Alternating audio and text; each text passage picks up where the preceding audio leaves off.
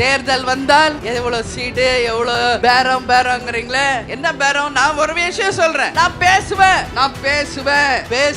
யார்கிட்ட பேசுவேன்? எங்க மாவட்ட செயலாளர்கிட்ட பேசுவேன், எங்க நிர்வாகிகள் கிட்ட பேசுவேன், கடைகோடியில் இருக்கும் எங்கள் தொண்டர்கள் கிட்ட பேசுவேன். நம்ம யாரோட கூட்டணி வைக்கணும், நாம யாரோட கூட்டணி வைக்கணும்னு உங்க கிட்ட பேசுவேன். நீங்க யார் விரல் காட்டுறீங்களோ அவங்களோட தான் கூட்டணி என்பதை இந்த நேரத்தில் உறுதியாக சொல்ல நான் கடமைப்பட்டிருக்கிறேன். யாரோடைய பேசுறோன்றீங்களே, புரிஞ்சுக்கங்க. முதல்ல தேமுதிக பேசுதுன்னா இங்க மேடையில் இருக்காங்களே எங்க மாவட்ட கழக செயலாளர்கள், நிர்வாகிகள், தொண்டர்கள், கூட்டணிய பத்தி அவங்க கிட்ட தான் நான் பேசுவேன். வேற யாருகிட்டயும் அவங்க ஒப்புதல் இல்லாம இன்னைக்கு இல்ல என்னைக்குமே உங்க அண்ணி உங்கள் அம்மாவா இருந்து நான் சொல்றேன், பேச மாட்டேன்.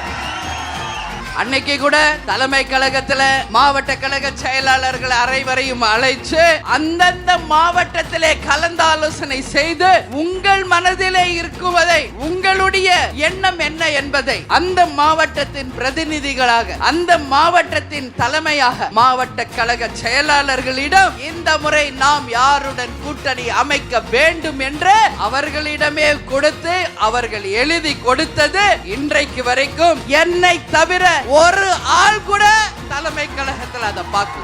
உங்கள் எண்ணம் என்னவோ அதே மாவட்ட செயலாளர்கள் எண்ணம். தேமுதிக இல்லாமல் யாரும் ஆட்சி அமைக்க முடியாது.